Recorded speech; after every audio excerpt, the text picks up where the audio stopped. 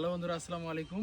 আজকে আমি এসেছি হচ্ছে আমার প্রিয় খালাতো ভাই স্বপনের বাসায়। আর এখানে এসে দেখি হচ্ছে ওর বিরাট এক বেগুন ক্ষেত। আপনারা দেখুন, অনেক বড় এক বেগুন ক্ষেত, কিন্তু দুর্ভাগ্য বিষয় বেগুনের দাম খুবই কম।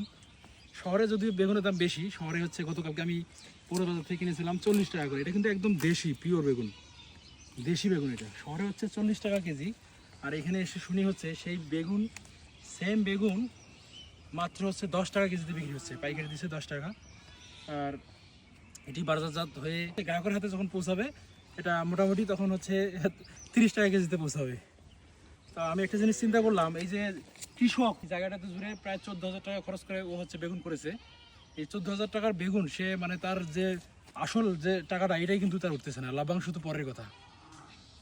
আর এটা আসলে কিছু কারণ আছে। এবছরে যদিও সবজির দাম কম, অন্যান্য বছর থেকে এবছর সবজির দাম কম, কিন্তু কম হলেও এত কম হওয়ার কথা না। কিন্তু বাজারে কিন্তু এখনও এই বেগুনের দাম মোটামুটি 40 টাকা কেজি। কিন্তু এখানে এসে দেখা যাচ্ছে এখান থেকে হচ্ছে পাইকাররা মাত্র 10 টাকা কেজিতে কিনে নিয়ে যাচ্ছে। এখানে টোটাল হচ্ছে এই যে দুটি বস্তা দেখতে পাচ্ছেন, দুটি বস্তাতে আছে হলো 1 মণ 5 কেজি। 1 মণ 5 কেজি মাত্র 300 টাকা বিক্রি হচ্ছে এখান থেকে। 1 মণ 5 কেজি বেগুন মাত্র 300 টাকা। তাহলে আপনারা চিন্তা করেন, মানে কৃষক যারা চাষি, যারা চাষ করতেছে, তাদের কি একটা পরিস্থিতি।